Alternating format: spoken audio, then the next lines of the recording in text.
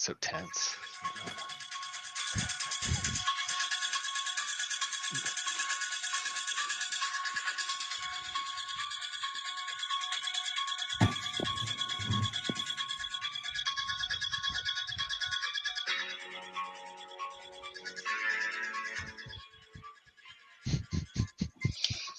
All right, welcome to the Let Freedom Ring live stream.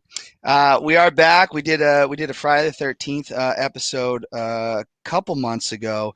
We're back to review Halloween Kills. We know the Red Sox are on, so if you're in the background of the game right now, you want to do something, take the nerves off of watching the game, put this on your phone. But obviously, I think the Red Sox, we're gonna, as soon as we're off this, we're gonna go right back to watching it. I know I'm gonna get crap for like having a live stream during the game, but we booked this before that. My guests, all returning people of Let Freedom Ring. We got some frequent guests: Dave Fournier, Anthony Brogna, and Herbie Cornell, Woo. aka Used to Be Fun Dan. Welcome back. How you boys doing?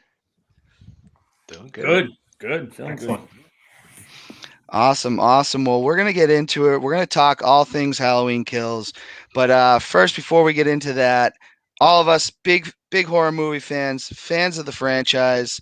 But what got you into it? Let's start with you, Dave. How did you become a fan of the Halloween movies? So back, obviously, because I think I'm much older than probably everybody else in this room right now. So back when I was probably about 8 years old, I was flipping through the channels, and Halloween 2 was actually on television at the time on like a Saturday afternoon, which was a really random time for it to be on. And I kind of just got hooked ever since then. Awesome. Anthony, how about you?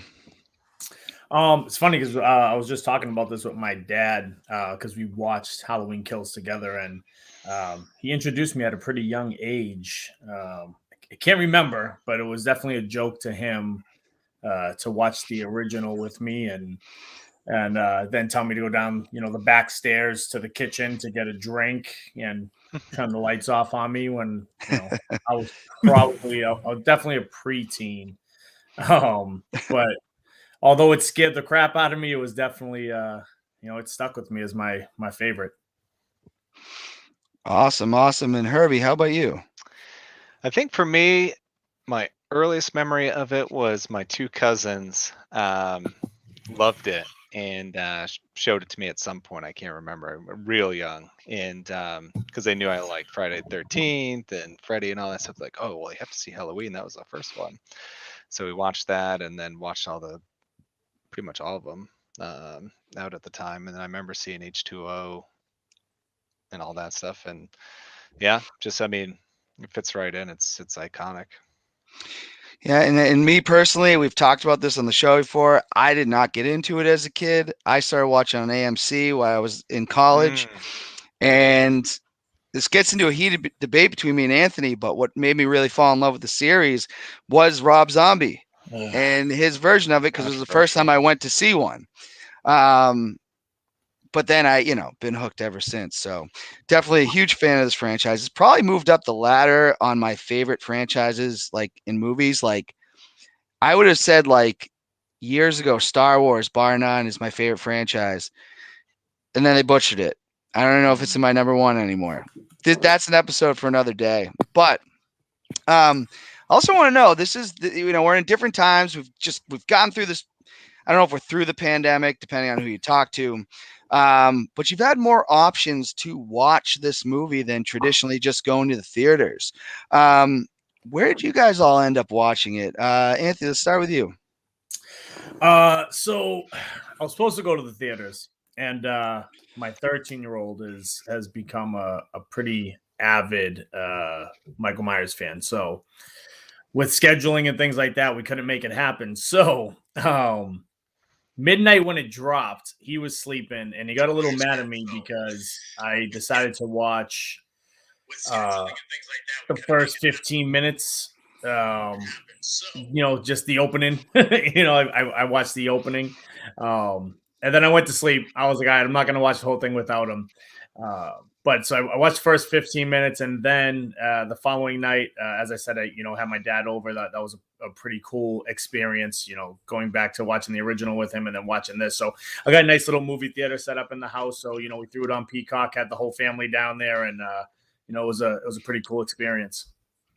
Nice. And we do have a shout out from Jared Dumling. He's saying you should put the Astros on your kill review.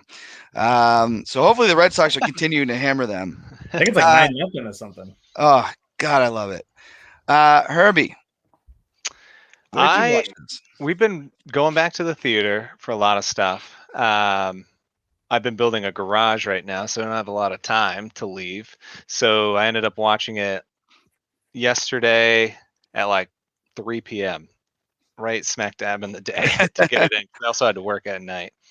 So I saw it on Peacock, and yeah, it's just so convenient. There's some movies that you just don't want to be distracted for, and like I could take notes and stuff and not feel like a complete weirdo. So yeah, I ended up seeing it on Peacock that time. Dave, where were you? Where'd you go? So it's kind of a funny thing because I had planned on seeing it in the theaters. The weekend was kind of busy for me with a lot of other stuff going on between Saturday I had plans, Sunday I had to work. So me and my brother were planning to go see it today. And then, of course, now since the pandemic, apparently the movie theaters during the week don't start showing movies till like late in the afternoon or, oh, really? Even later in the day. It was like some theaters weren't even till like 3:30, 4 o'clock. So last night we decided to just watch it on Peacock. My brother's rule was he treated it like we were watching the theater, so there was no pausing it if you had to go to the bathroom, you had to get up, whatever. It was watching it like we were watching it in the theater, except for watching it at home. Nice. Now we've talked about this on the show many times. I'm such a fan of seeing movies in the theater. I had to do it.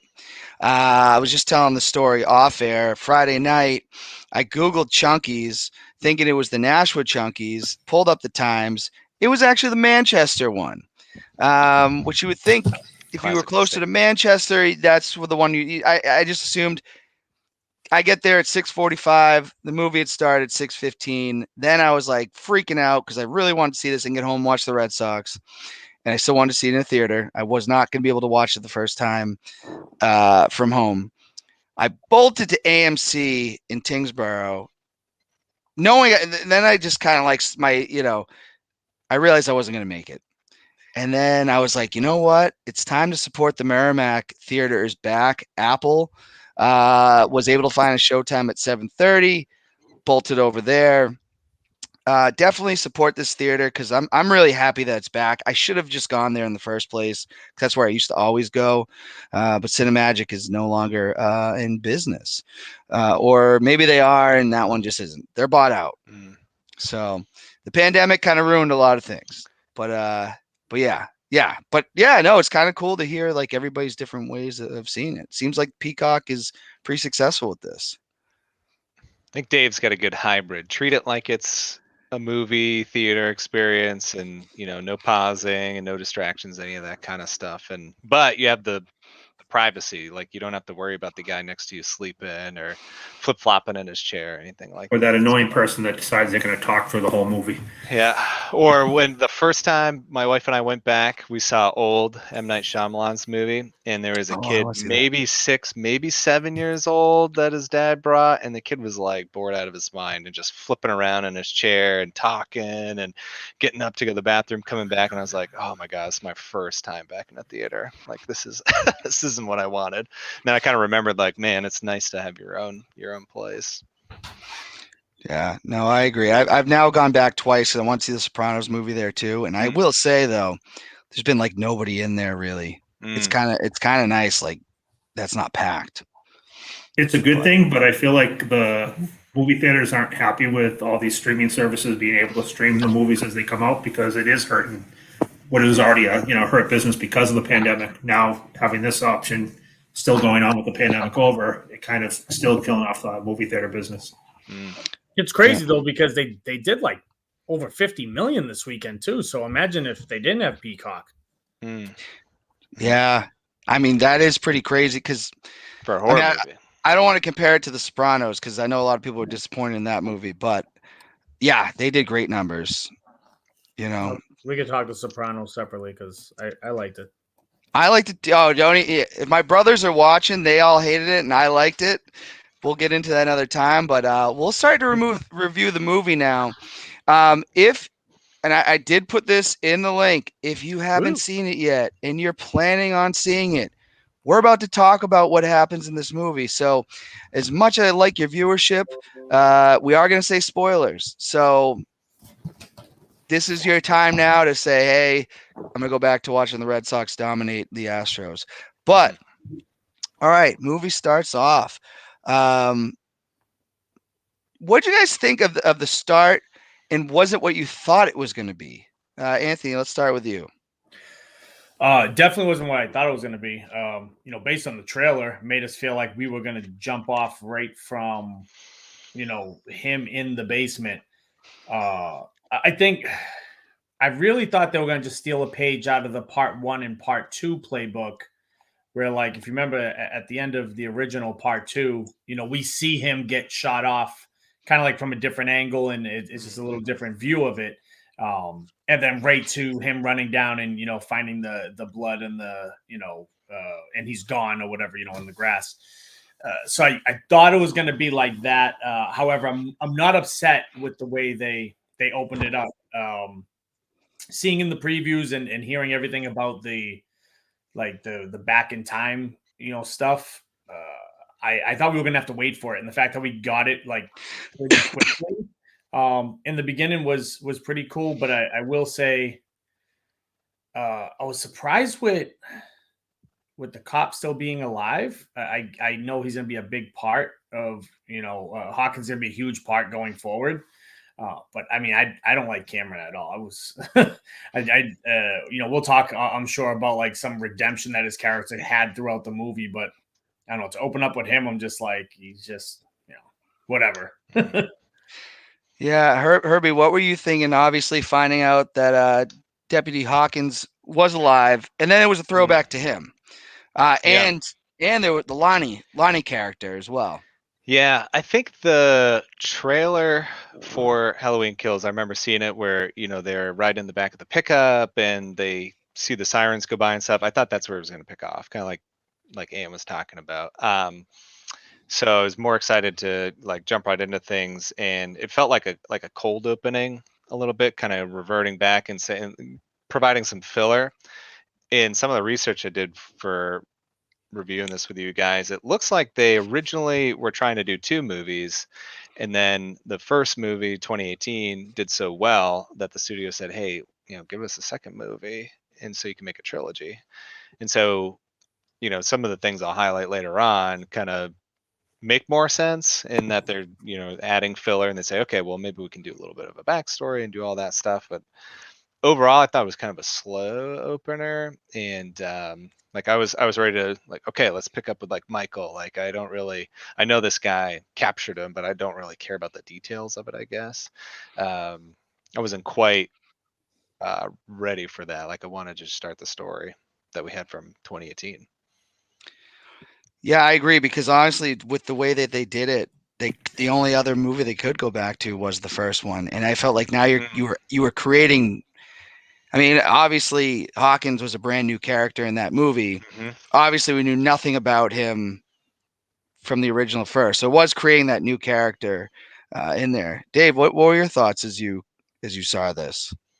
I was a little surprised, as I think everyone was, but I kind of liked that they kind of gave us some sort of pushback to go back, linking it to the original.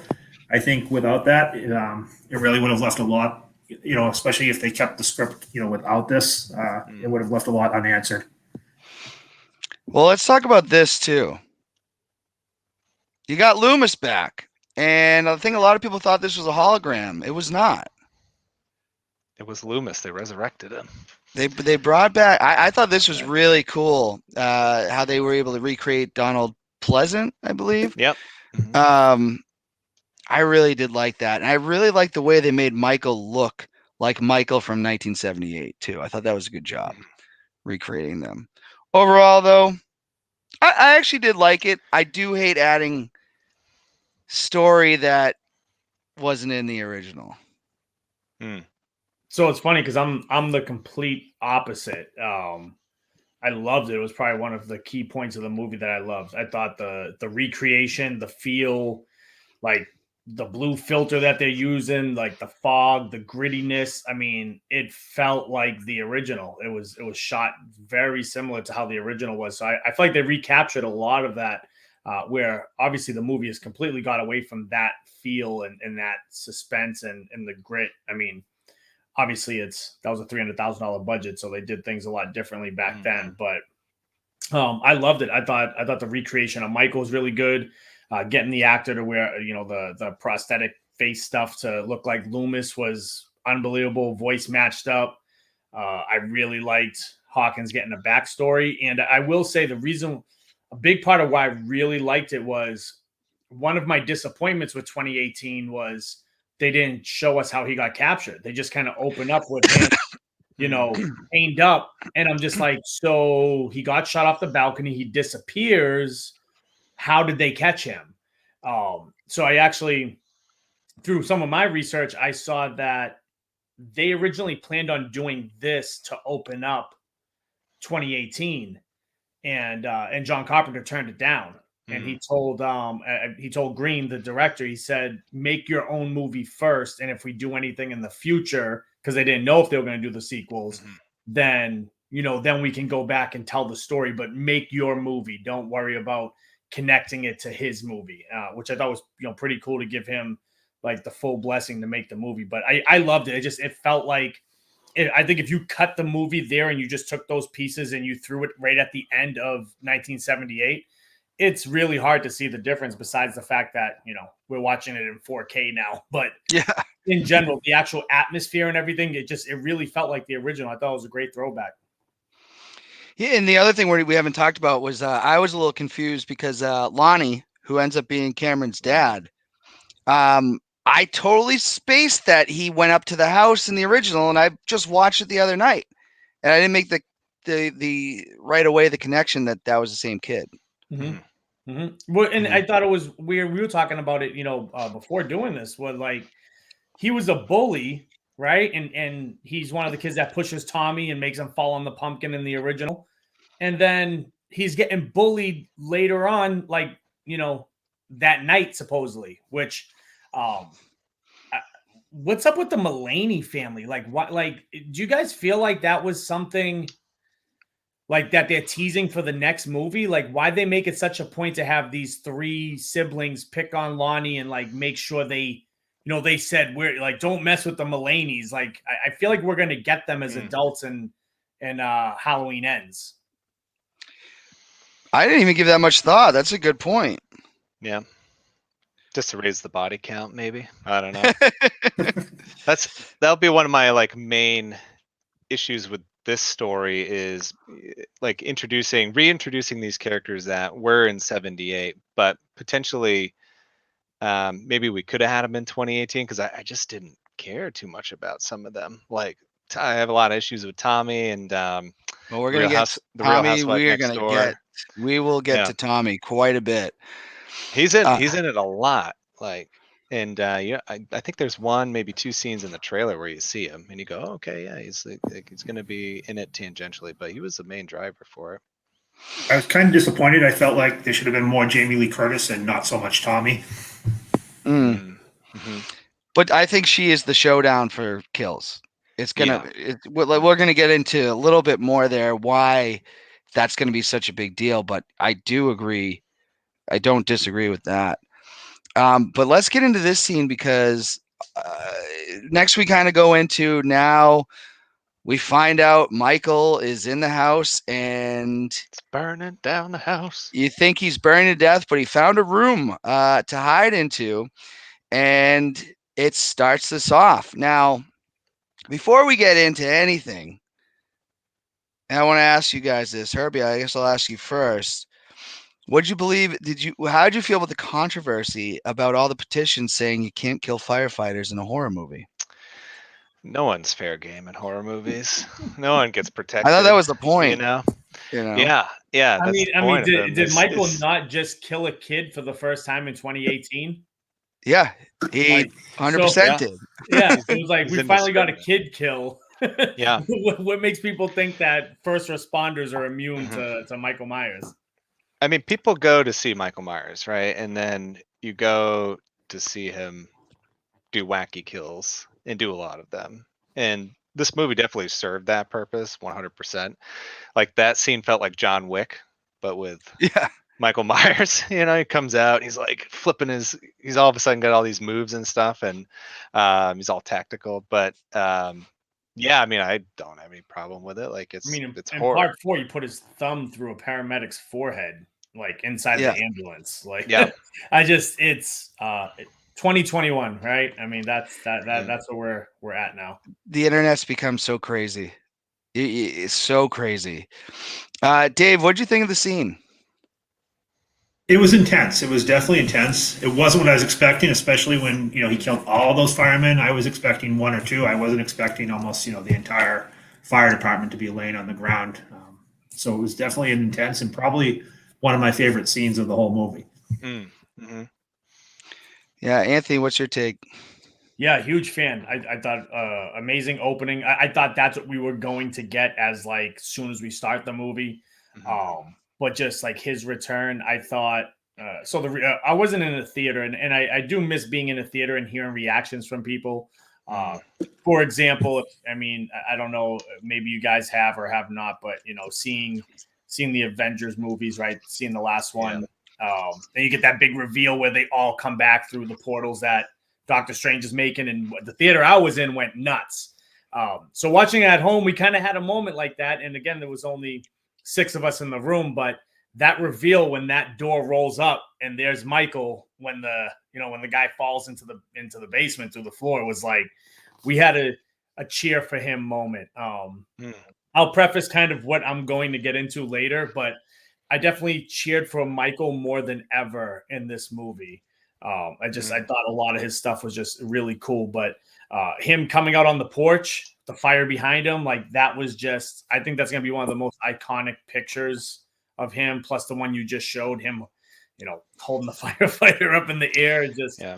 a little bit about the fight. I wasn't too thrilled with the way he kind of dodged and moved a couple things, but overall, I like him overpowering the guy with the saw. That's how he would do it.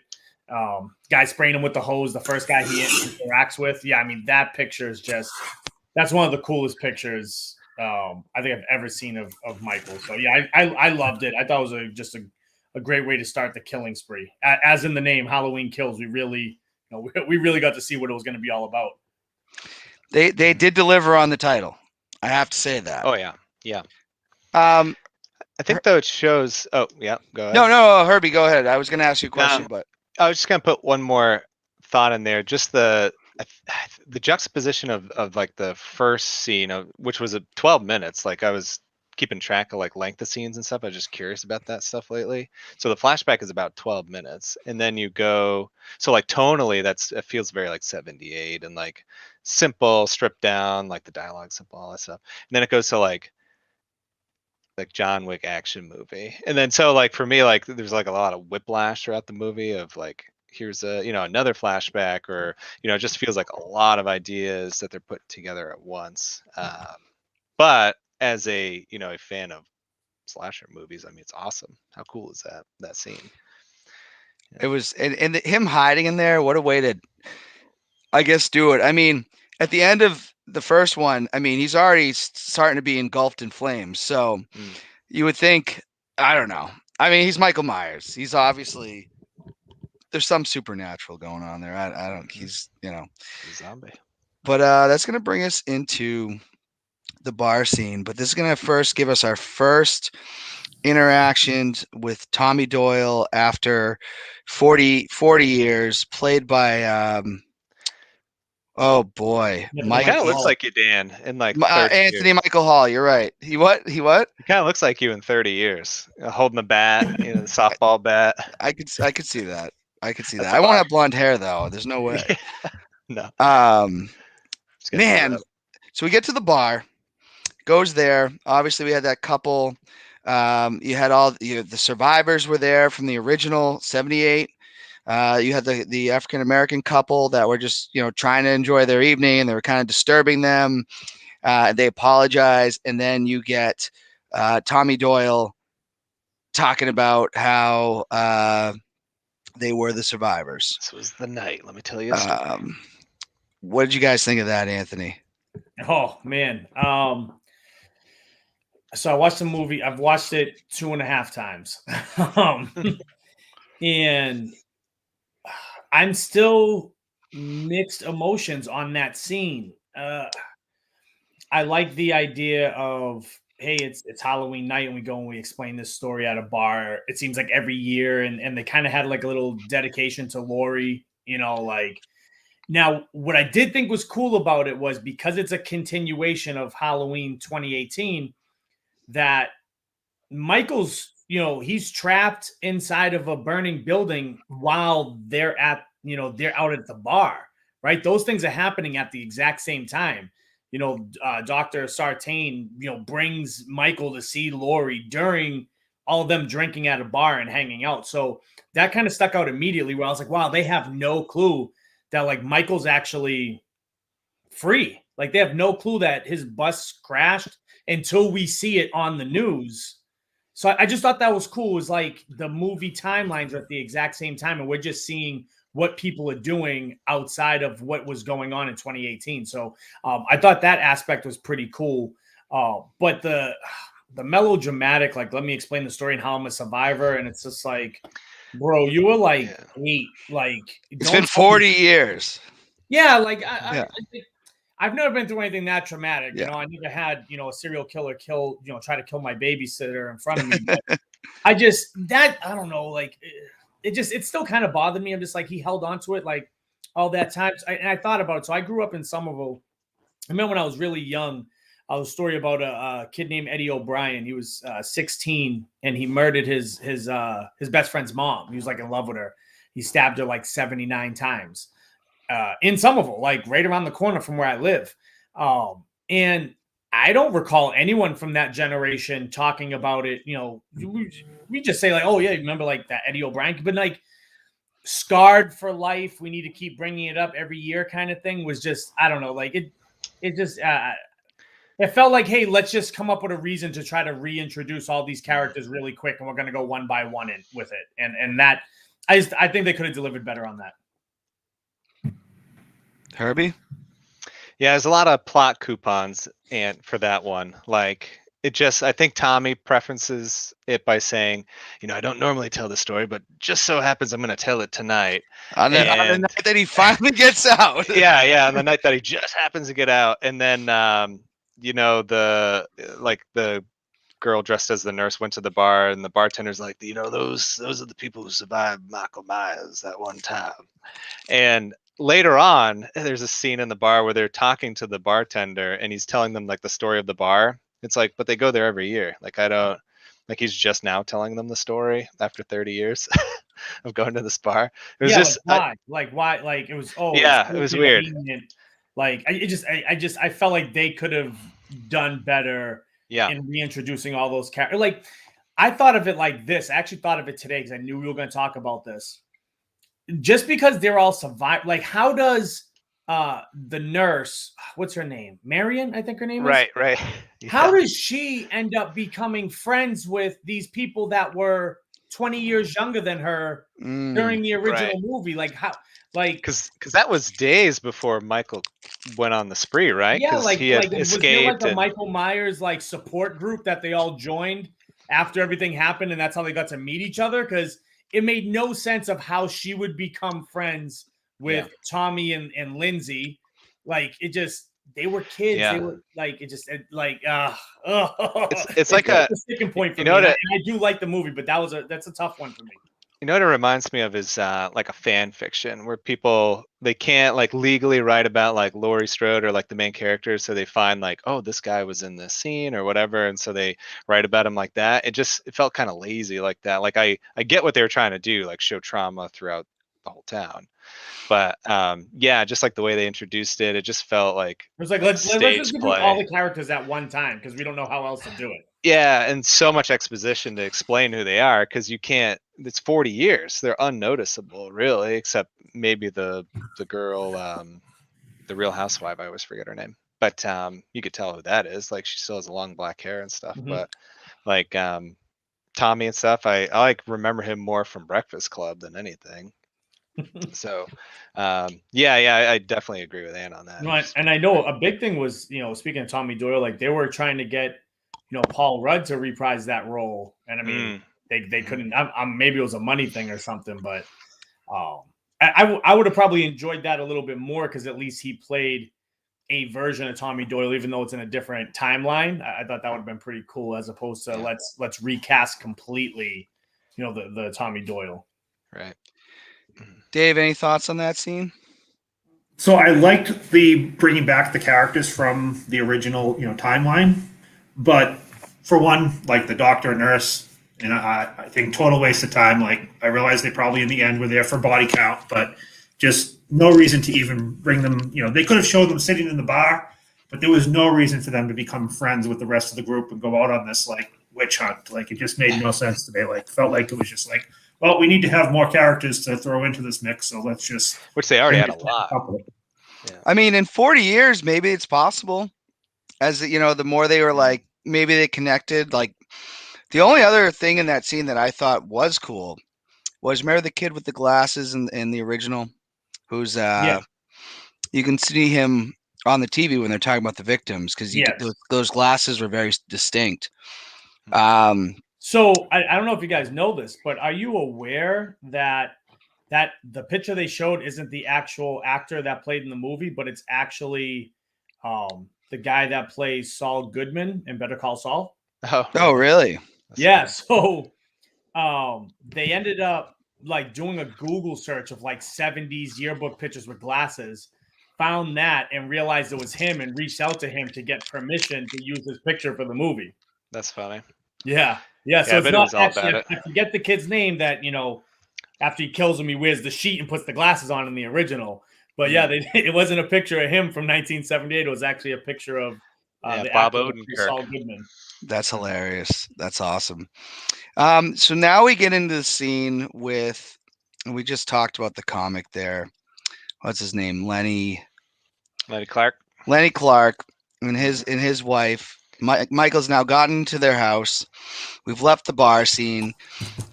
Dave, what are your thoughts on that scene and the kills that are committed there? I mean, this movie started. This is where it kind of started to take that turn for me of just starting to disappoint me. It started out really good with the flashbacks and then the kill at the fire department, but now it's kind of just like, okay, what can we do to just rush through this? It just felt really rushed to me. That was my thoughts going into this at this point. Herbie? I liked I have to separate it as like a movie fan and a Halloween fan, slasher fan. Like as a slasher fan, I love the scene and just like, I mean, the kills are creative. The whole segment where Mike's like testing out knives. He's like stabbing the guy with knives, and it looks like he's like testing them out to try to find which one he's going to take with him for the rest of the night. So like that stuff, I was like, whoa, that's pretty. Like that guy's evil. Like that's when I felt like the most dread in the movie. But like, Dave says it feels like padding, like a lot of padding in the movie where they're like, okay, we can't really get to Lori yet because she's still knocked out. So we're like gonna put this scene in there. So like a mixed bag in terms of slasher stuff. I loved it, but in terms of like moving the movie along, it just felt kind of just squeezed in there just for time. Anthony, what do you think? So I'm the opposite. I completely loved it, and I'll tell you why. So the opening scenes with the firefighters, right? Like we see a pretty sadistic version of Michael. Like liken it to Curse of Michael Myers, where he has that extremely gory scene where like he's slashing everyone up in 96. So that's what we get with the firefighters. So when we get to this point, when he's going into that house, the scene that Herbie's talking about, just it's bone chilling to me. The way he moves and he pauses and he turns, he grabs the knife, he stabs him, then he looks and he holds on, and then he makes that motion again. It was just like that, the body motions. Immediately, I knew that early in the movie that this is going to be my favorite version of Michael Myers ever. So not my favorite Michael Myers movie, but my favorite Michael. The lighting tube kill I thought was phenomenal. That was awesome.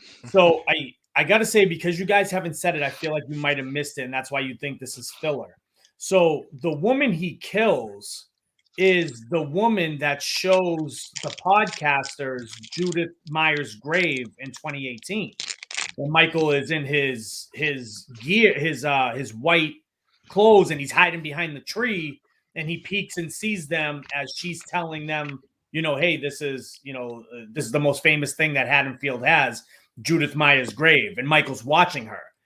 So to me, it's he went to go kill her because he remembered earlier in the day, because we got to remember this all the same day. Earlier in the day, she was showing podcasters, his sister's grave. So that was his revenge. And then I thought Lenny Clark's comedic timing stuff was pretty cool, pretty funny. I think even when he comes down the stairs, he got like the sleep apnea mask on. So yeah, it smells like cigarettes from when your mother used it or something. Just some really good stuff. And I'm not usually a huge fan of comedy in like this movie versus like some other horror movies. It's cool, but if you guys think about that, that's who she was, and that she was a major part in the previous movie because he was spying on her. I think it kind of brought it right back. It was like another Easter egg, like, oh, that's the girl that was showing the grave. He came after to kill her too. And they gave a lot of Easter eggs in this movie. So many, yeah. I honestly like the scene. I didn't see it as filler. It was called Halloween Kills. He's got to be killing people, like. True. Yeah. I think like Dave said, this is kind of like we're past the verge of like, if you're a hardcore fan, you catch that stuff like Ant did, but like there's so many characters I'm trying to juggle. I'm like, okay, I remember that's a girl. Okay, now I got Tommy. Now I got this person. And then I just thought this was like he was just passing through someone's yard, like in the second one where he's like, escaping through backyards and just kills two people. Yeah, 100%. So I thought that. At going into it, at first I was like, oh, here's just a cool badass kill scene, and that's all we're really getting out of this. It wasn't until I watched 2018 this morning that I saw that scene. I go, and it clicked immediately. I said, that's her. That's why he went to kill them. It wasn't like, oh, because I thought it was the same, like, oh, he was on his way back to his house and he just randomly walked into this house to kill more people and to find a new knife. And then, again, watching that, I picked up on it right away, and I was like, yep, that's why he did it. So now we're tying the movies in, and the movie's definitely made to watch back to back. I feel like, to me, it's like one 3.5 hour movie. You can almost watch the whole thing. Yeah, no, I agree. I like that. That is a good callback that they did there. So I felt like this movie more was, without getting too far ahead of the story, but I felt like this movie was more, let's transition to the next one that's going to come out, and Halloween Ends. I felt like that's all this movie stood a purpose for, was let's transition to that movie. Like a place. For sure, I'd agree. If you're going to look at these three movies as like three acts in one big movie, it's definitely it's the second act of just all that middle stuff that you have to get in a movie. If this was like one long 6-hour movie, it's the Last Jedi, right, Dan? Or don't get me started. So it just kind of like doesn't really advance it, but kind of does in some ways, and you get some information, but doesn't really. I could go off. I don't want. You know what? That's gonna have to be an episode because I want to go off and show how angry I really am about the new Star Wars movies, but I don't want to. So, and I watched some other, before we did this, I wanted to watch reviews and see what people thought. And so I was watching some stuff today, like as I was driving to the gym and just doing stuff, or kind of just listening to it in the background. And that was actually one of the comparisons that somebody made, because I think we will appreciate this movie more when Ends comes out. Because I think there'll be more ways for us to tie them back and forth. Because although I like 2018 a lot, I like it even more when I went back and watched it this morning before I got my day started, because I started tying it to the two movies. Then I realized I need to probably take time this weekend to just sit down and watch both of them back to back. That's a good point. So essentially, they didn't kill characters that you were curious about and thought they're gonna have a big backstory, just like they were nothing. They didn't do that in Halloween. Sorry, don't get me started on Star Wars, Herbie, because Yeah. But there's some that's- character kills. but coming it's soon. not like who you thought was like going to be one of the biggest character. This is about Halloween. Wait, you don't mean Tommy was going to be the new Laurie? Carry the franchise? Yeah. This is what gets. I thought he was going to high five Michael and pass the thorn. Oh, and then Tommy was going to be the new killer. Mm-hmm. Glad that timeline's over. Well, now let's get back to kind of where a lot of the killing starts to happen. You had the nurse and the doctor couple, which I forgot to mention. Who in their right mind would leave their wife in the car saying, "I got to go back and get my killer on the loose"? Yeah, with a kid like I got to get part of my Halloween costume that I'm never gonna wear again. Yeah, Don't worry. Thanks for spoiling that scene, Dan. Yeah, Dan. It was just a stupid scene. I apologize, but I was just like, it was stupid. I mean, who would leave their wife in the car for that? Yeah. You know, I wouldn't even leave one of you guys. Like, you leave your wife out there, you know? So, especially when they just watched on the news that these two people escaped from a bus crash. Yeah. It's not even like, I mean, I wouldn't leave my wife just normally out in the dark somewhere. Never mind, like when we just saw something like that on the news. But and I called it out as soon as the scene started. And of course, I think we all could kind of figure out there was someone in the car. But they gave the dead giveaway that the windows were foggy. I don't know if you guys noticed that, but the windows were all fogged up in the car, and the other cars weren't at all.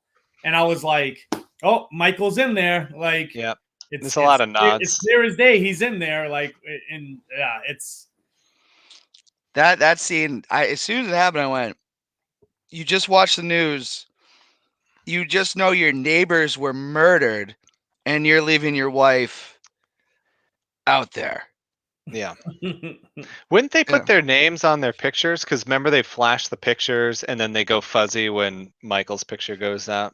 Yep. But wouldn't they put their names out and be like, Johnny Two Socks and Michael Myers are out there? Yes.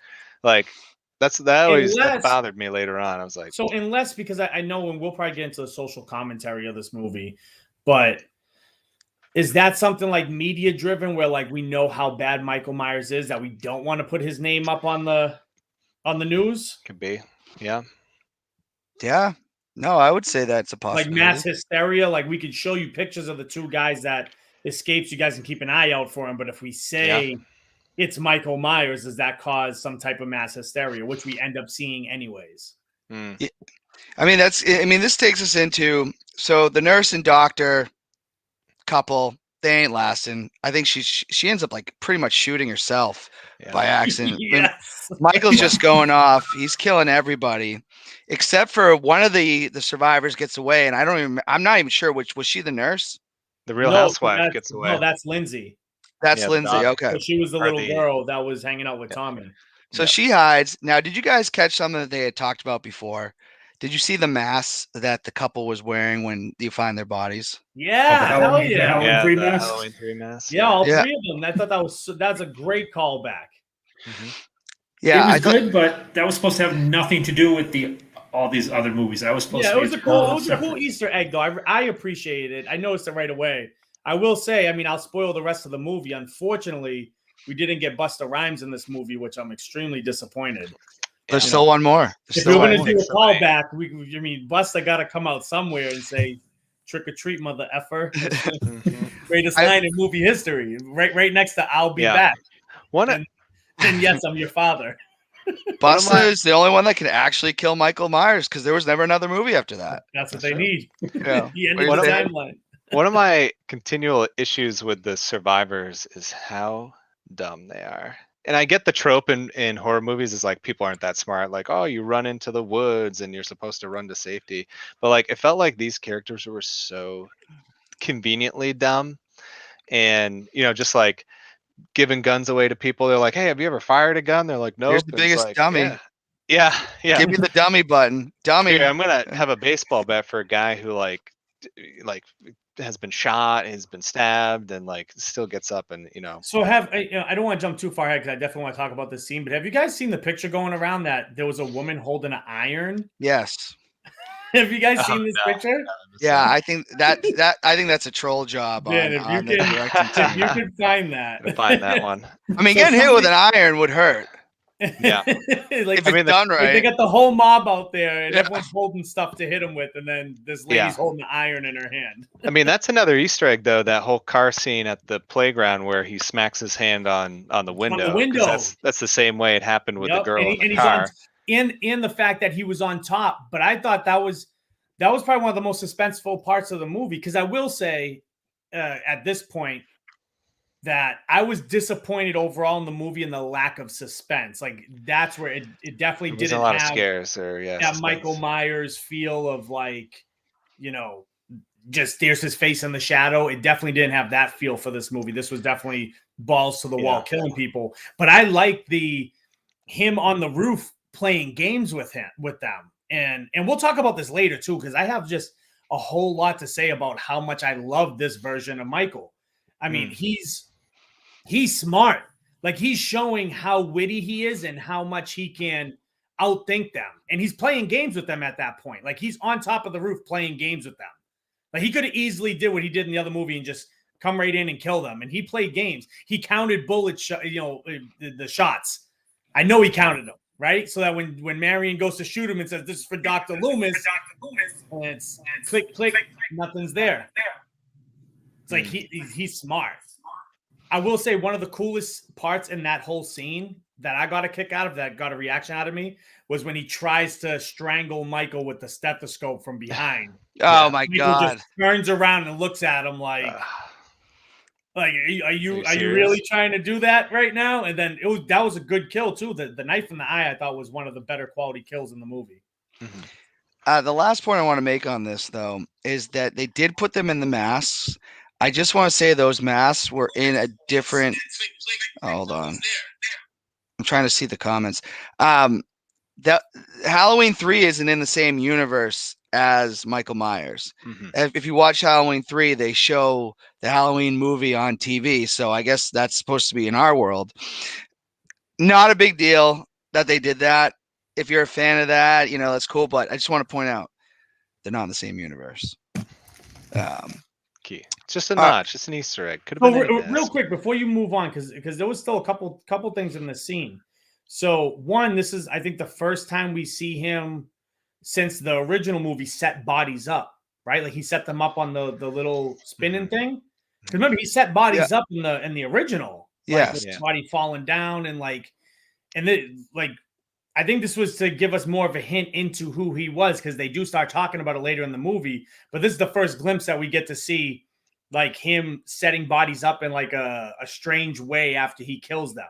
And then also, and you might get into this as we jump into the hospital scene, but did anybody else notice that Lindsay's hiding at first, and then when Tommy finds her, she's all beat up?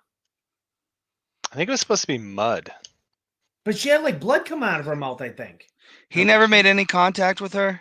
I don't think so. No, I think he just chased her. No, she was high. She got away and she was hiding, and he walks over like the thing and away from her. I thought he was playing games with her too, but he walks away completely. But then when Tommy finds her, for me, I have to assume like there was an editing issue where they had him maybe beat her up or something and she gets away. But they didn't put that in the movie. Like, it ended up getting cut because there's no why. Like, she was fine hiding from him, and then next thing you know, she has to be carried to the car and brought in a wheelchair into the hospital. I noticed that. That is possible. Something got cut. Yeah, something definitely. I mean, there's something there. If you guys go back and watch it, like I picked that out immediately. I'm like, why is she getting wheeled in a wheelchair? She was fine. She was just hiding from him. I just remember. Oh, Dan muted himself. I think we lost Dan.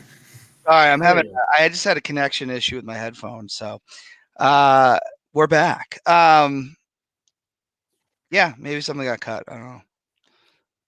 I didn't Yeah, notice that. I saw the definitely butt. something that was like a glaring issue that I was kind of dumbfounded. And when I went back and watched the second time, I was like looking for it even more. And I'm like, yeah, she's beat up and needs to be brought in a wheelchair to the hospital. But the last time we saw her, she was just hiding from Michael. Well, let's get to this hospital scene because again, dummy Tommy Doyle. Gets everyone all riled up. We get to the hospital scene, and now Lori is now finding out. Michael's not dead. This is 1 hour Hawkins into is the in movie. Hawkins is, he's in there, and apparently there's a relationship already between him and Lori. But what we really see is mob mentality with a guy who looks nothing like Michael Myers, not even the same size as Michael Myers. And they're all convinced that he's the killer after a lot of fighting. And I want to bring up one other thing in the scene. Brackett still alive after all these years. Looks exactly the same. Yeah. Hasn't aged a day. No. Or Yeah. What do you guys think of this? I think the hospital. I think, in fairness, to say, when he looked nothing like Michael, their point was they never saw Michael without the mask. So to them, they had no idea what Michael looked. Other than the height, I feel like it was a legitimate reason to think that it might have been him because this they had no dumbass idea. had no clue. He had no clue that wasn't him. Again, I'm not a fan of Tommy Doyle in this movie whatsoever. I just want to say that. Every time I see that picture, I think of the cop in the show Chicago PD. I don't know why. Yeah. Mm-hmm. But yeah. What else do we think here? Gary, you got something? I just didn't like it. I feel like the movie as it goes on struggles with trying to create a one coherent message or what it's trying to convey.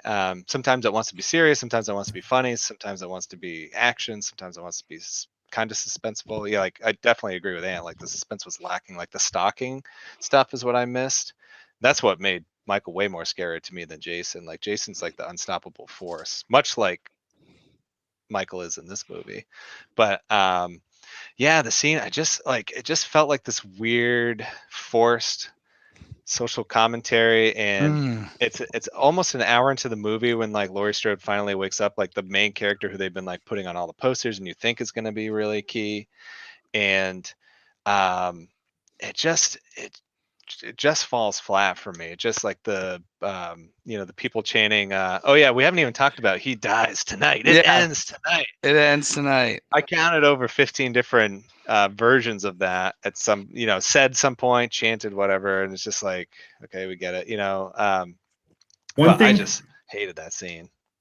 One thing I took out of the scene is that sheriff was the worst sheriff I've ever seen in any movie ever. All he did is yell. I was expecting him to arrest Tommy or something, and he did nothing except for yell at people. Mm-hmm. He couldn't control them. And then I think the only thing I remember him really saying in that scene is, Brackett, you're not the sheriff anymore, or something like that. Didn't he yell at him? The old sheriff, the ex-sheriff, he gets, he has this an end scene when the guy eventually jumps out the window, the patient. He's like, he's made us monsters. It just felt goofy. I don't know, it felt super campy when I think it was trying to be serious. It just didn't work for me. It was one of the parts of the movie that I truly didn't care for. But Anthony, what's your take on this? I think you got a strong opinion on it. Yeah, I didn't like that aspect of it all. I see where they're pushing the social commentary. But yeah, it's not needed in a horror movie. I just want to say that. It's my opinion. I don't think it's needed, but it's cool if you want to do it. It just didn't. It didn't have to be that long and drawn out. I get what they're trying to do. It could have been better. What I liked about this guy was I noticed it today is that he's the guy holding the umbrella in the yard when they go to meet Michael for the first time in 2018. So again, it was just another throwback to the previous movie. So I like that aspect of it. But yeah, it was as they kept running up the stairs and stuff, and I'm just oh my gosh, how long is this scene gonna last, and when is it going to end? And then I feel like it was a really good excuse for them to use more gore by having him splatter himself all over the ground. Yeah. I will But say that the cinematography or the angle of that shot with it, his view down to the ground, I thought was pretty cool. Watching the whole crowd move out of the way and hit, I thought it was like that was pretty cool. But if we're talking about the hospital scene overall, because I know, specifically the social commentary stuff just dragged on, and I feel like was unneeded. But if we're talking about like I'm interested in the Lori Hawkins backstory a little bit more. Yeah. I'm definitely interested in that. And what I am happy about, so although it is a detriment to the movie, like Herbie said about, Lori opening her eyes halfway through the movie, what I did like was her giving herself like that adrenaline shot and then like collapsing and having to get brought back to the bed. Because I'll tell you, when she gave herself that shot, I was like, there's no way she better come back and whip Michael's ass after getting her whole stomach cut open and stapled and stuff. And I said to my wife, I said, I had hernia surgery, like, which you can't move. 6 months ago.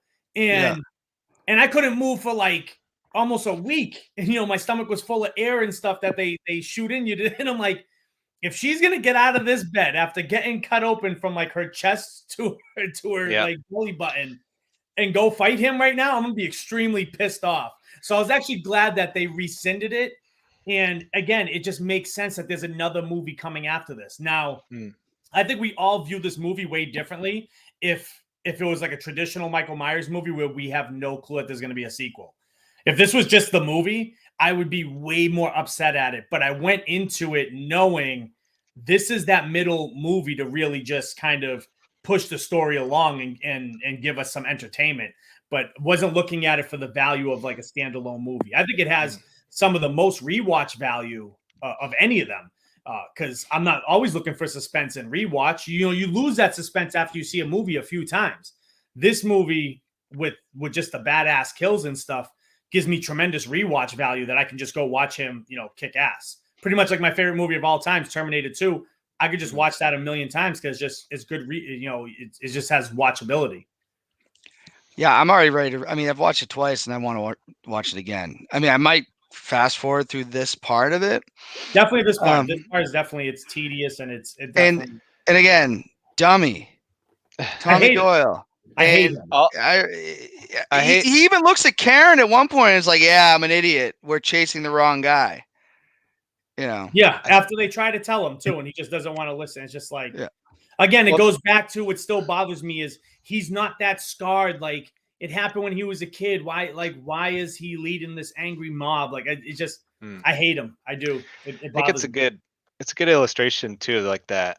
Like it just had tonal problems for me. Like we were supposed to feel for that patient, and the mob forces him out, but then like Ann said, like it's like a splatter kill in the end, and then they're just like, oh, look at what we've become. But no one like, there's no like second to mourn it or anything. They're just like, oh, we messed up. We're good. We'll go find him now. It's just like, what was the whole? What was the purpose of all that? It wasn't good. No, it was just a way to squeeze social commentary into the movie. And but now that they've already kind of said that they're going to deal with the pandemic and Halloween ends, I hope it isn't in the same light. I mean, I mean, if they're doing a time jump for this movie, I don't know if we're going to talk about this later, but if they're doing a time jump and it's going to jump 4 years, I hope it's in the middle of the pandemic and people are trapped in their house and Michael's killing people as they're trapped in their house. Give me that social commentary instead of, trying to push this, the media agenda and stuff. Like we see it every day. Like we know about this. We see media manipulation every day. I don't want to watch it in my movies. And it was something touched on in I think the second one, right? Where they, the doctor's looking for Michael, and then they see someone that wears like the pink mask with the white hair or whatever, and they're like, there he is, and they accidentally kill the guy, like, oh yeah, burn him alive. Yeah. Yep. So and that was Jamie Lee Curtis, the guy she liked. That Laurie Strode liked. Mm-hmm. Yeah, it's very, and I mean they did do an angry mob before because they did it in 4. Obviously, it was very different than this one.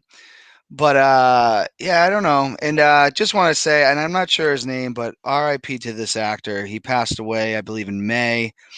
after filming this scene, or filming this part of it. But I thought he did an okay I'd say job. he's the best actor in the movie. Yeah, Like Not Big John, Little John. that's they're who really good. But I mean, I felt the fear that he had. Like I did. I felt like he was very good. Yeah, he played the part really well. What I didn't like is it was like he splattered, and then it was like, okay, like we made our point. Like now let's just forget about this whole mob mentality, and it's like this ends tonight. It's like right back to this ends tonight. Yeah. Yeah, like they didn't really even care that they just took it. Yeah, it was just like, okay, we did it. Like a guy that's not even half the size of Michael Myers. Not even half the size. Yeah. Let's get into Big John, Little John here. Best characters easily. So their first scene that you see them, couple kids are messing with them a little bit. They're kind of having fun with the kids. They explained, whose house this is. I actually thought they were a very entertaining part of this movie. I actually enjoyed these characters. The guy from Mad TV, I'm blanking on his name, but he's been around forever. Stewart. I forget the actor's name. I have to look it up. But regardless, they scare off the kids. That moves on, and then Michael shows up, and they think it's the kids again, and that's where their story kind of ends. And again, they're living in Michael Myers' house. Dave, what do you think of this scene? I really enjoyed these two characters because even though they really didn't have any connection, the connection was they were living in the house that was Michael Myers' house. So at least it gave them some sort of purpose for being in the movie. And then they would just like, you always need that moment. Like it's a scary movie, so you need those two characters that are just going to lighten it up just that little bit, just to kind of lighten the moment and kind of fill that time in between the next set of kills. They had me entertained. Their relationship was kind of interesting because obviously, he calls him Big John. Little John's like, I think he's taller than him, but obviously Big John is the alpha in the relationship. I guess the way I would put it, because he's ready to fight. Hey, did you lock that door? No, he starts taking the rings off and everything. Herbie, what was your thoughts on this? I did find these guys entertaining. Yeah, they were the only characters I really cared about besides Michael Myers. Like everyone else, like I didn't really. I mean, Tommy's just so dumb, and he's just like a plot pushing device. But and like the nurse, like you don't really get to like care or know about these people other than that they were in the original movies, which was just kind of cool. But they were just so flat. And in these characters, you actually had like in like the earlier scene where they're talking to the kids, and you're like, oh, look, these are like real people. Like I can relate to this, and they're just hanging out on Halloween night, and you feel more for that. And just I found it way more entertaining and more meaningful. Like when Michael goes in and kills him, you're like, jeez, this guy's just like relentless. It might have been one of the only like really scary parts when Little John realizes, oh crap, I didn't lock that door. And he gets back and he sees the door open. He's like, oh, Jesus Christ, someone in the house. Mm-hmm. I think that's kind of a scarier part of the movie. Like, cause you start to like you start to care about these two characters a little bit. Cause even might be one of those few times where you weren't rooting for Michael to like kill them. Yeah. One of these characters to almost survive. They seem to like care about those kids. And even though they were pranking them, they could have been, obviously when they come back, they seem to get a little annoyed, but they seem to be interesting characters. And it's something terrifying about realizing, wow, I left the door unlocked and now someone's in here. Because in the other kill that we saw with the other couple, he got in without them. Like all of a sudden he's just in the bathroom. I think it's way more scary to be like, I left the door unlocked and holy crap, now look at the door. I didn't open that door, Anthony, what'd you think? Yeah, it's funny because I was a little frustrated because I always put myself in the shoes of the person. I'm just like, if I see my door open and blood dripping down my door, like I'm probably not going to defend my house. I'm probably going to leave and call the cops. Well, it like that frustrated me at first. But this is probably the only part of the movie where there's like some real suspense. I love the scene where little John gets he gets to the room and Big John's dead and Michael's standing there and he knows who he is. Like I also think this is where we start to realize that Michael isn't after Lori. He's just going home. Like, this is where we start to really see that. Like, he's not going to the hospital. He don't care about her. He doesn't care. He just wants to go home. And these people are in his home. Character dynamic, you guys said it. They're the best characters in it. When they're playing basically Marco Polo with Little John, Big John, as they're trying to make sure they keep telling each other that they're okay, I thought was amazing. Absolutely amazing. Probably one of the most memorable things about the movie. And then lastly, talking about before how he would set up the bodies after he kills them, he did it here, and he put their picture there, and he set them up like in the picture, which starts to give us the hint of where they, where I think Hawkins and Laurie are talking about, that he's just like, he's a 6-year-old boy, with basically superhuman strength, or however they describe it, but he's just a boy having fun. Like, this is fun to him. And then he puts on like the song on the record, and playing music, and he sets them up like that, like he's playing with G.I. Joes or something. Like, it's just a different side of Michael. It's like super sadistic, playful, like he's having fun with it. Like, I liked it. I like that scene a lot. Yeah, I got to put this up there with one of my favorite parts of the movie. Obviously, it was the first time I actually was like, that's kind of scary, and it was characters that you kind of started to be interested in. Shout out to Johnny Burke, fan of the show. He's just saying it was a great movie and he loved it. What were you gonna say, Herbie? It was just so far into the movie before that scene, and it was like, man, so much had happened before that, and these are like the first characters I was, besides like Lori and or daughter and granddaughter, but like everyone else I just didn't really care for. And then finally I was like, okay, I like these guys, I can relate to, like, they're kind of cool. Bringing back all those original characters, it really did.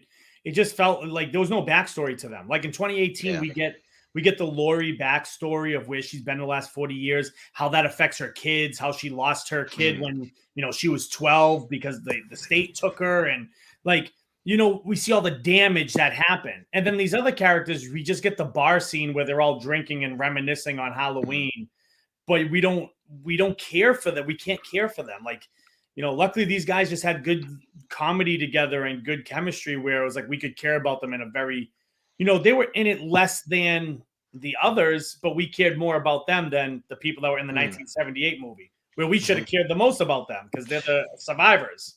Yeah.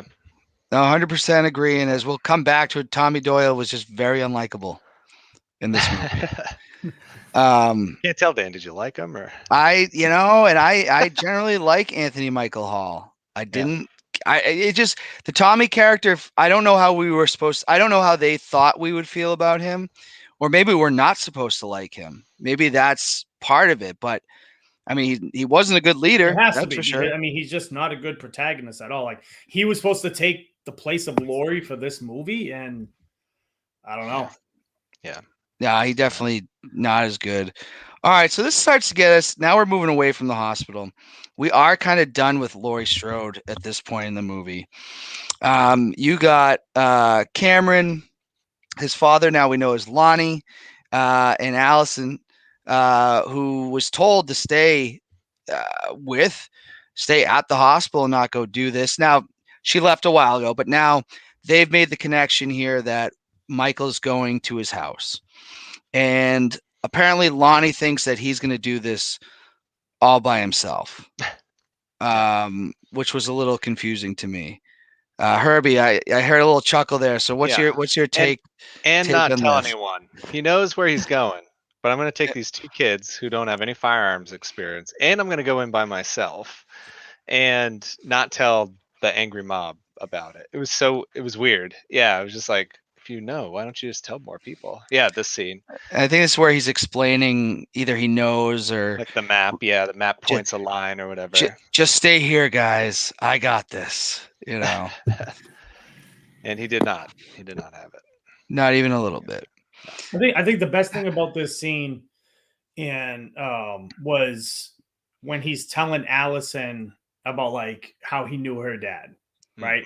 And they actually throw it back to 2018 when Cameron goes out to dinner with them, and he's like, "Oh, your dad's Lonnie. Oh yeah, he sold me peyote." And then Lonnie tells the same story to Allison, and that's why she starts crying because like that's the story she heard about Lonnie too, and just like, so I liked. I really want to see what Allison does in Halloween Ends, because I think she could be a great final girl. I think she could be one of the best with the vengeance aspect of, like, again, we'll get into the end of the movie, but at this point, losing her dad, right? And like, she's just like, nope, like, this dude killed my dad. Like, I'm not sitting in this hospital. I'm going after him. But Herbie's right. Like, it's call the mob, call somebody. Like, he's at his house. Why are like, come on, it's Michael. You know who he is. Like, why are we doing this alone? No, you had no shot in hell whatsoever. No, unless you're Busta Rhymes, you're not fighting him one-on-one. Yeah, there's only one guy that can kill him. It's Only Busta. one. Dave, what'd you think? Didn't like it at all. Didn't like these characters at all. Just especially Cameron. He just annoyed me for whatever reason from the very beginning when he jumped the fence to help the cop. I didn't even like him then, and it just continued throughout the rest of the movie. Just I don't know what it was, but something just really irked me about him, and I can't quite put my finger on it yet. But I'm sure when I rewatch it, I really just don't like that she forgave him for cheating within an hour from when he did it. Well, in an hour, her dad was murdered, and oh, okay. Like, I lost my dad. This guy kind of swoops back in, and hey, I'm sorry, I was cheating on you an hour ago, but you lost your dad, so like, I'm here for you now. Like, well, and then we find out like her dad had a run-in with Michael Myers, like his dad, before. A little rushed, I guess, in that relationship aspect. Though, I don't know, if my dad was just murdered, I'd maybe not care about someone cheating on me in high school. Yeah. I do have to point out, Cameron was one of 3 deaths that involved either a window frame or a wooden frame of some sort. Michael was really into framing people in this one. Just like putting them down on glass shards, twisting their heads on frames. Like, I noticed that was his theme. He was like improving on it as the movie went on. So I'm kind of disappointed that we didn't see Lonnie's death. Yeah, no, you're right. Hanging up in the he's just he's stuffed in the hideaway. attic. Yeah. Like, how did that? I would have liked to have seen that, but for a second I thought that was going to be like a subplot where they go up in the attic and they find like a box that the Little John, Big John found or whatever, and they just didn't open it because it was like Michael's name was on it, or like something, and then they were going to find out that Michael was beaten or traumatized, or what I mean. I was like, whoa, they're really going to go deep or something for this because he's in this house for a reason. But they're just like, nope, that's just like a convenient place to put a body, I guess. Like, so we're gonna get into the Cameron death because I really enjoyed it. Shout out to John Nagel, says the movie was awesome, much better than 2018. Let's get into it. I mean, yes, Cameron, that was pretty interesting. His death is awesome. That was the best kill scene in the whole movie. He's doesn't even think twice, just snaps his neck. I think it's even we do get some suspense there too, because Michael's in the closet, right? Like, we get that, and that's the same aggression where I didn't talk about it, but in the beginning, I had a feeling I was gonna really love this version of Michael when they showed the 1978 and how he attacked the cop. Like, the cop was punching him, and like, he was really, it was more aggressive than the usual, let me grab you by the throat and just pick you up in the air. It was like he was aggressive. Like, Michael was just a lot more aggressive in this movie, and how aggressive he was, with Cameron, and then, stomping on his hand when he goes to grab the gun, and, and then the game he's really playing with Allison. Again, this is showing like a sadistic, a version of Mike that it's not just rage. It's not just rage that makes him do this. Like, he is thinking what he's doing. Like, he's trying to traumatize you. Like, he walks down the stairs, looks at her, and then stops to break his neck. Unlike he was already dying. He could have just left him there to die, but it was just like seeing this different version of Mike. He's never been like that, where he's like, you could see like he's thinking things out. I think it's good. That's a good point. It's a little bit different the way he's been shown. And then she's just like, go ahead and do it, but he doesn't. Well, I guess he's about to. And then here comes Mom to the rescue. So I thought that was a good little thing too. Like, when they came out to when Big John, Little John came out to like mess with the kids a little bit. I'm sure you guys must have saw the pitchfork there, and I'm like, that pitchfork's getting used. Oh, Like, I didn't even notice, I yeah. guess. So I Yeah. see the pitchfork there. They have the two things set up on the two Halloween decorations. And as soon as I seen the pitchfork there, I'm like, that's getting used somehow. But I thought Michael was going to use it. I think he uses a pitchfork in part 5. At some point, yeah, he's in that Yeah. barn. Yeah, he's in the barn in part 5. So I was like, oh, throwback to part 5. He's going to kill someone with the pitchfork. And then, you have that scene where, Allison's screaming at him to do it, but she's really like yelling to her mom, right? Because she looks over the shoulder the last time, and there she is. And this scene is awesome overall. And then she gets the mask off of Michael. And she curb stomps the out of him. I mean, I thought that was just a vicious, great scene. I wish she would have did a little more, but I like the idea behind it.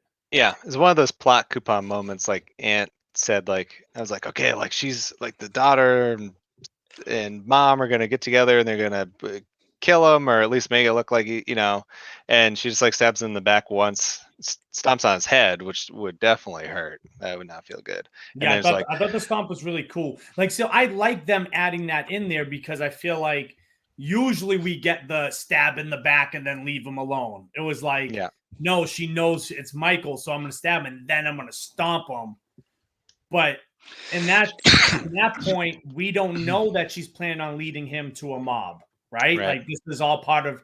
She don't want to kill him that way because she knows she probably can't kill him herself. Yeah. Right. So she's like, I'm going to just stun him.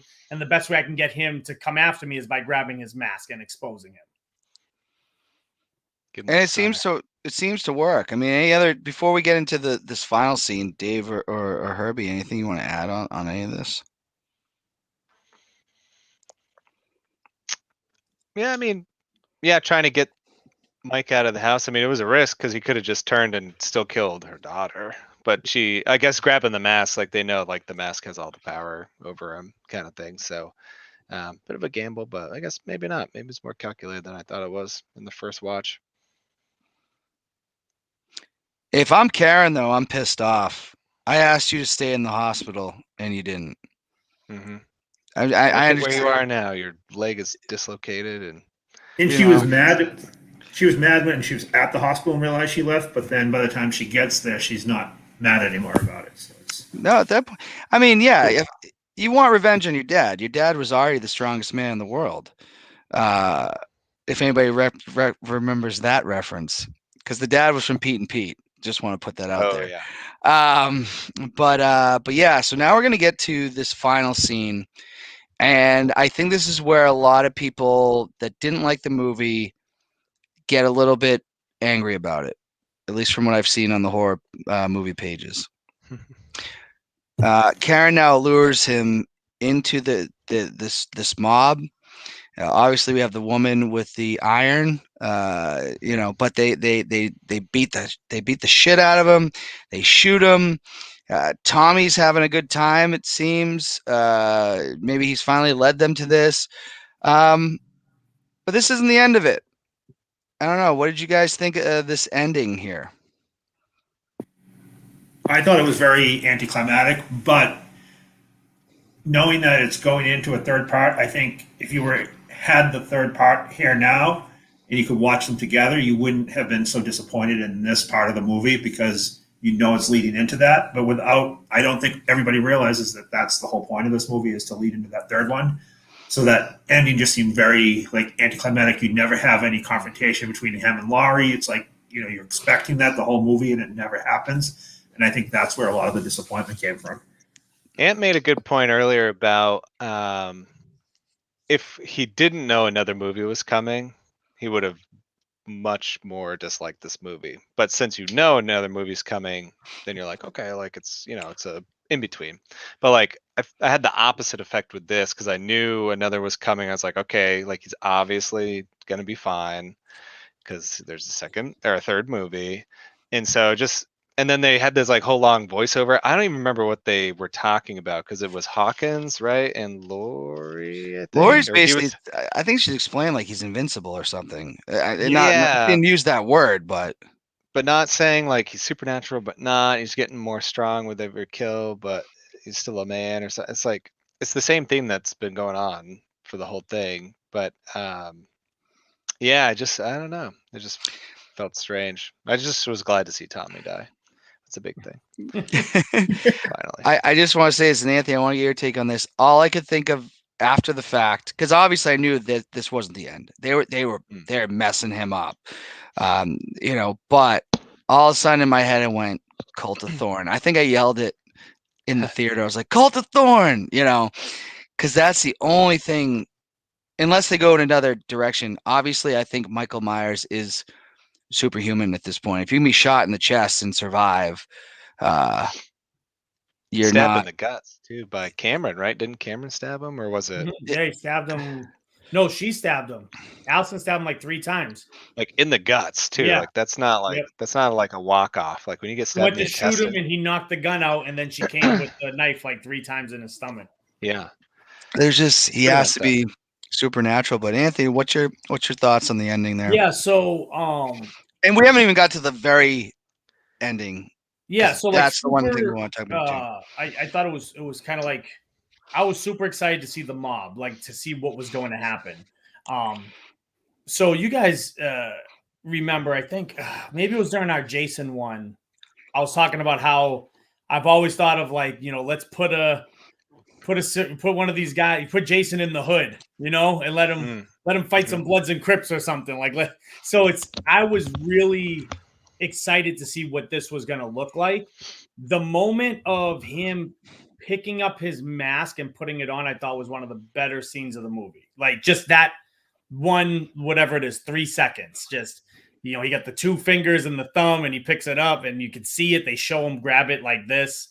And just that moment of like, I'm putting on the mask and like shit's about to be on. I thought was cool. Like the score we haven't talked about yet. The score in this movie is unbelievable. I mean, it is.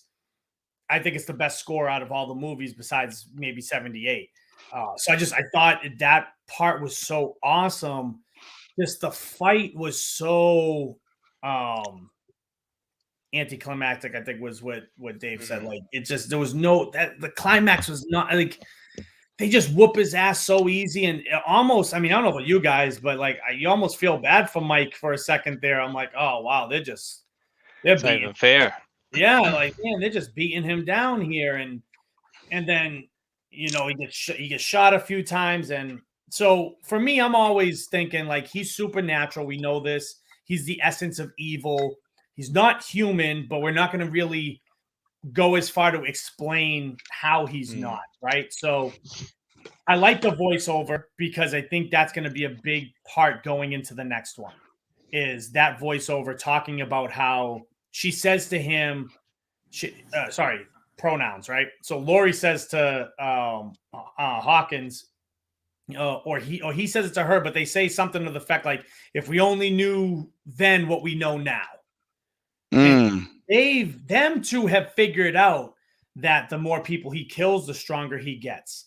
Like there's power, there's supernatural power in the fear that he instills in people, right? So maybe a little Freddy Krueger-esque there, where it's like his power comes from the fear, and as he kills more people. So we get the supernatural element of it, but it was just like even the beating was kind of weak, and it was just like it was like there was a finality to it. Like it felt like a final beating that someone would get to end it, but we know it's not going to end it.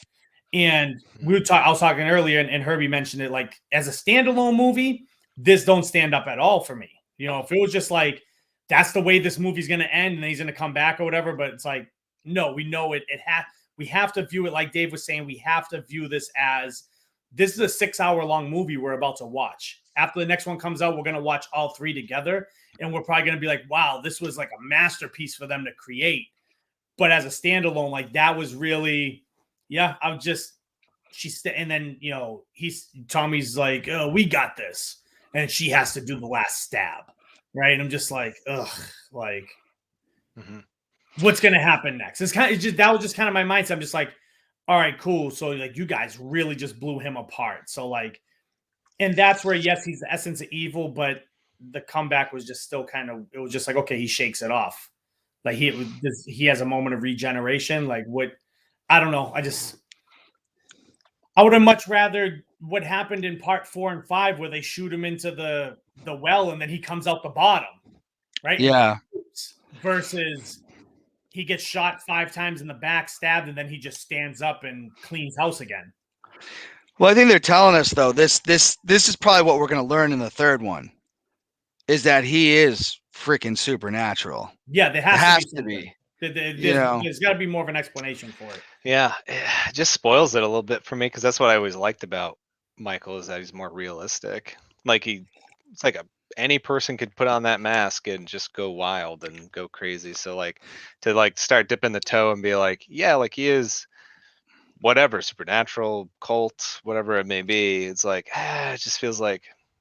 I mean, everyone did that, you know. They dipped their toes in that before. I mean, I know this is a different timeline and everything, but by the time they started, obviously they wanted to end it after 2, and then people just wanted Michael Myers back. But you know, he comes back and he comes back in 3. He was shot in the eye and then set on fire. He still survived. So I think there's still again we have to view it as it's the 3 movies together, right?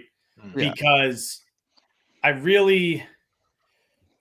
there's something deeper to he looks out of his sister's window and sees the reflection of himself within the world. Like there's something to that.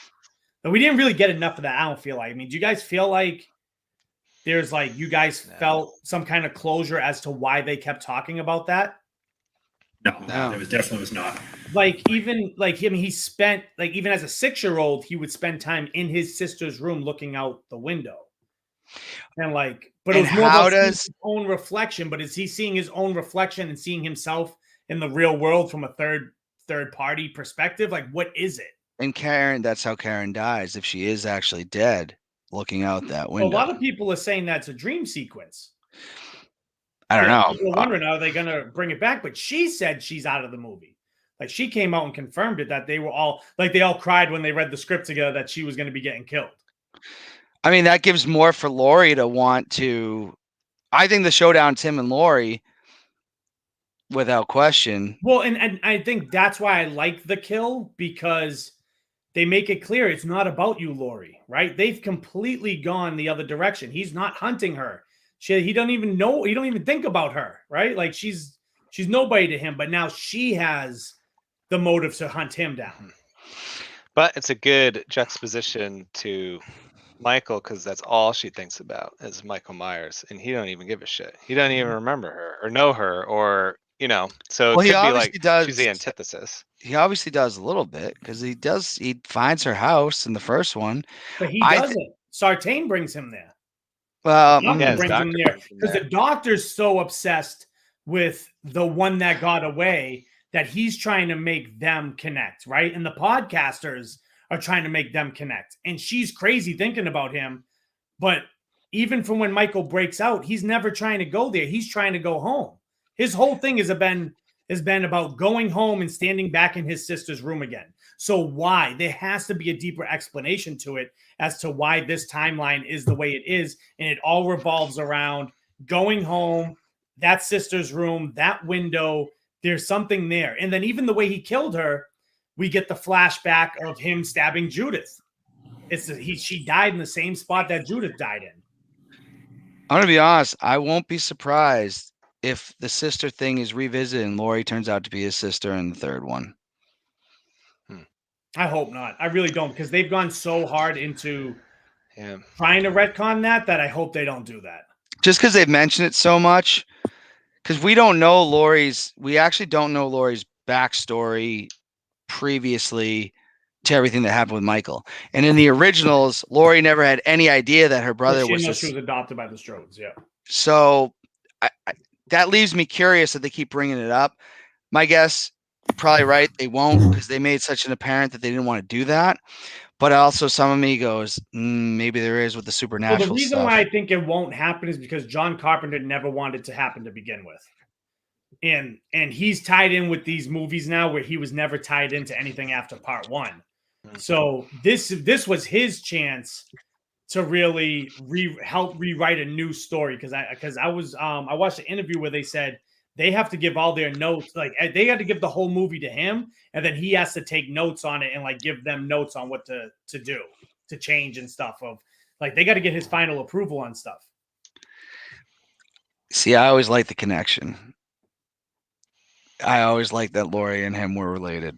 The reason why is because you were conditioned to it because you started by watching Rob Zombie's films and then you went back and watched it.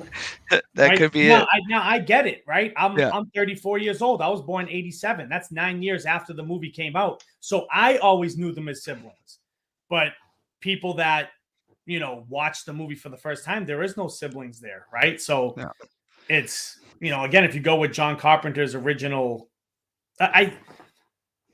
I watched I don't know if it was the Netflix one that that just came out or if it was one of the other documentaries, but there's just something about the stalker that kills babysitters with no motive that's a lot scarier than I'm chasing my sister for some odd reason. Mm-hmm. And didn't they want to? That was actually a title that was almost used. The Babysitter Killer, Yeah. I should say. Yeah.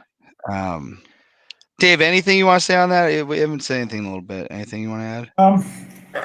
I think, like Anthony was saying, you can't go back and make her be like related now. Like that just ruins the whole thing if they all of a sudden turn their whole page and go backwards with it. So I really hope they don't go that way. Although I do think Laurie plays big into this final movie.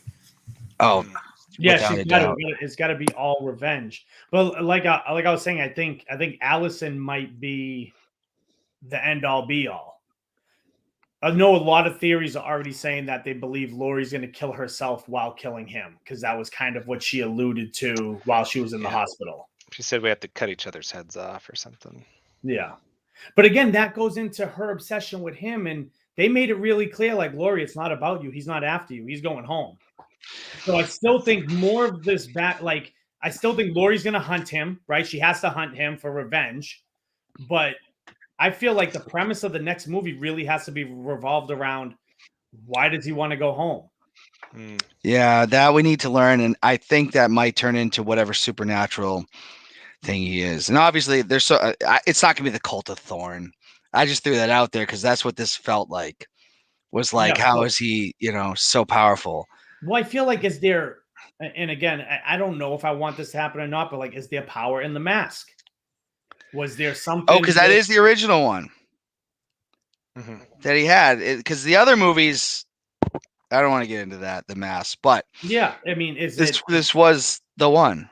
Like he does nothing in 2018. Like he does nothing for 40 years until those people come back with the mask, and it triggers him as he's getting transported. Like, but then even 2018, again, if you go back and watch it, now he was trying to go home.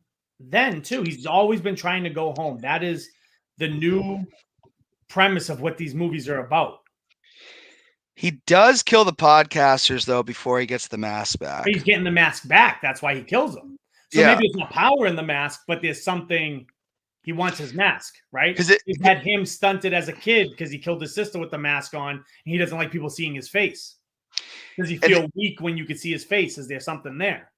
Because the other thing I want to say, if he's supernatural, why didn't he bust out of that place a long time ago? So maybe you're right. Maybe the mask does have something. Or it's just Halloween night. Something about Halloween night, where he can. It's true because these two. This was the same. He disappears completely. And now again, who knows what this next timeline is going to show us? But the other timelines, he disappears. We only see him on those Halloween nights with the mask on. So again, is the way to kill him to take the mask off and kill him?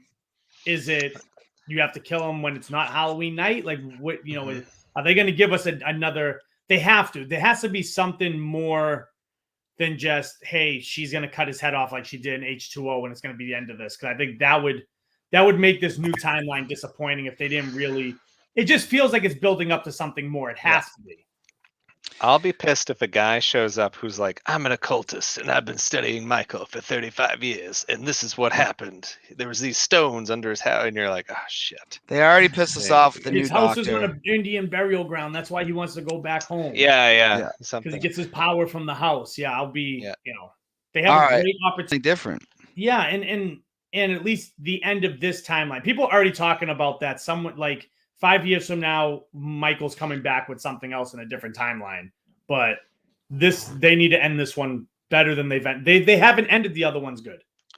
I just hope if they go the supernatural route, it doesn't become like something supernatural. Like keep the human element as much as you can to them, because like Halloween 2, Rob Zombie. Let's not go that far. No, exactly.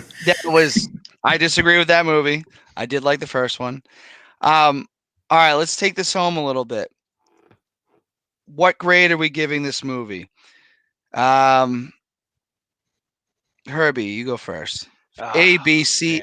I know what mine is. You can give a minus. You can give a plus. I know where I'm going with it. As a movie, because as a Halloween movie, it's fine. I'll give it that as a lead into other movies. But if I were to just treat it as a vacuum, I'd probably lean like C minus area overall. It had a lot of strong aspects, and they were all Michael related, but all the weak stuff, with the exception of John and Little John, it was just like the characters, and there's just so many that dragged it down, where I was like, I felt like I was on a roller coaster of enjoy instead of like having a steady keel of enjoyment. So C minus area. All right, Dave. If I'm going to rate it as a standalone movie, definitely gets the C minus to D for me, because it just is not good as standalone. Once I'm able to see all three, I think I can put it up there much higher, and I think the three together will probably put me in that like A to A plus range. All right, Yeah. Anthony. So I'm gonna dig in a little deeper, because I always like to be a little bit more talkative and give you guys some more shit to really go off of. So if 78 is an A plus for me, and Halloween 2 is an A plus, but that's not this timeline. So we'll say A plus for 78, and A for 2018. I would give this an A minus part of this timeline. I don't think it's as good as 2018, but I think it's very good as part of this timeline if they close it out well.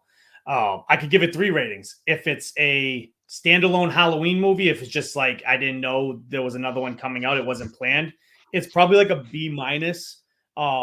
Because, and what really saves it and keeps it a little bit higher of a grade is that it's an A plus Michael Myers for me. It's my favorite Michael Myers aside from part 1. True. And I might even like him better than 78, because he's just so aggressive and so calculated, and I just like this version of him so much more. As a slasher movie, I actually give it a better rating than if it was a standalone Halloween movie. If we just put it against other slashers, like 80 slashers, or like, it's probably like a B plus, because I feel like it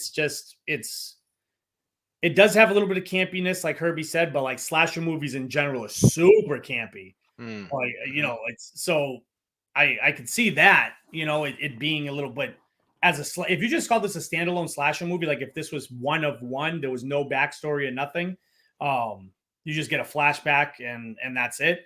The kills are pretty badass, and it's a super entertaining movie. For rewatch value, I think it has more rewatch value than most of the other Halloweens, because you take the suspense out of it and you just give yourself something to sit there and just be entertained by, So actually, so to sum it up, it's an A minus in the timeline we're currently in. It's a B minus if it was a standalone Halloween movie, because I still think it's probably in the top 5 out of all Halloween movies. I don't know if we want to do a quick rundown of that before we get off, if we just ran through them real quick. But I think it might be in my top 5 if I had to run through them. And as a slasher movie, I think it's even better. Not as good without the backstory and the timeline, but definitely better than, if it was just a standalone Halloween movie. So I'm just going to go off of just a normal grade if I think the entertainment value that I have for it. Now, I've always loved Halloween 4. Been a big fan of that. People know that I really like the Rob Zombie one. Obviously, I do love the original Halloween. I've honestly, I really enjoy them all. Curse of Michael Myers, I struggle with just because the movie just feels all over the place. This particular one, I liked better than 2018. And I really did like 2018. I did enjoy this more than I liked H2O. I definitely liked it more than I liked Resurrection.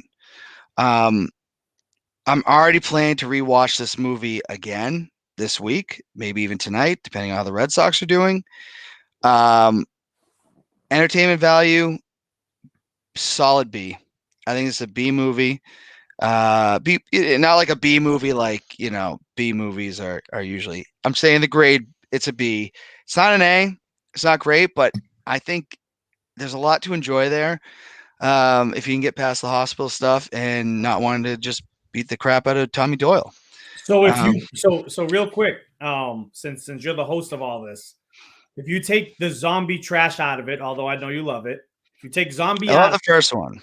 I do love the first one. okay, so if you take zombie out of it, and we just go with John Carpenter's storylines, I guess. Where does this fit out of all the movies? If you just had to think off your head, so that means there's 8 of them, right? Yeah, I mean, I really love Top one. 3. I really love 1 and 2. Man, because I Better than really, 4. I really, really do love 4, and I think it's the way that it's shot. When I watch 4, it makes me think of The Fall. And there's something about that, the way that it's shot, that just really makes me love that movie. I'm gonna put it ahead of The Witches one, as much as I actually do like that as a standalone movie. I'm gonna put it over 18. I'll put it at number 4. Yeah, it's something I would rewatch over and over again. And those first 3 that I mentioned, Halloween 1, Halloween 2, Halloween 4, I make sure that I watch each and every one of those every Halloween. So I would put this in my category to watch again. So that's a great point. So if I'm rating it as Halloween movies, 1, 2, and 4 stand out for me a lot, and H2O because of the time that it came out. It was just like an impressionable time in my life, so that one always sticks out to me.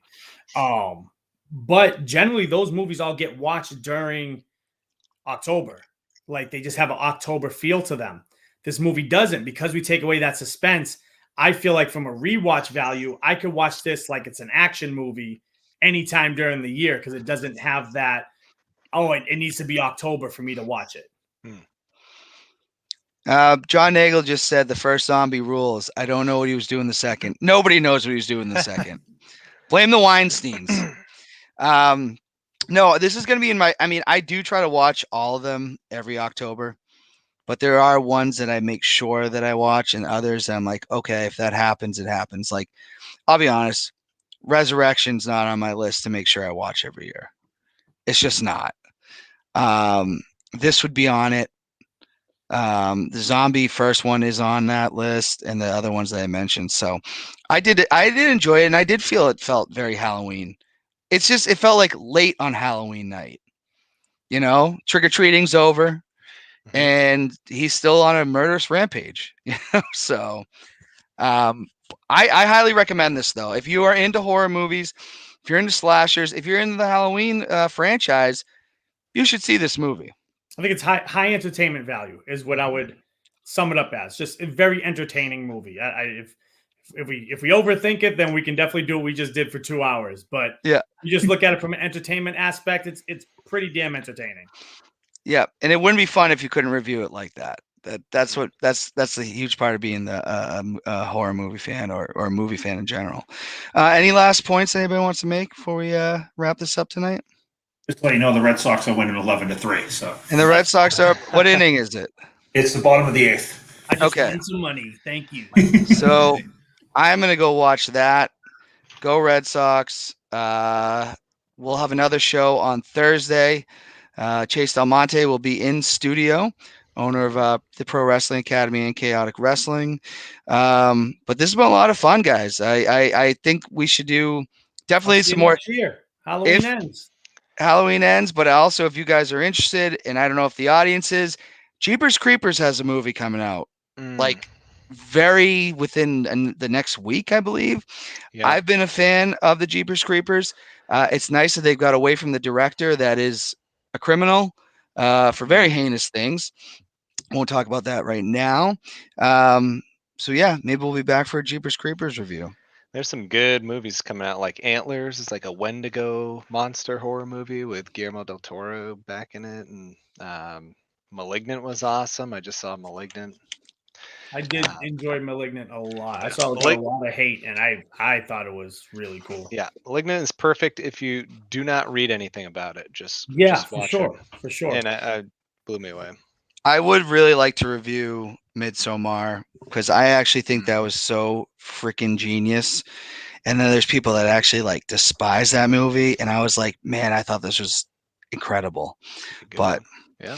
but anyways, everybody out there, keep your heads up. Wear a mask if you're asked to. I tell people to get vaccinated. Don't crucify me for that one. But until next time, let freedom ring.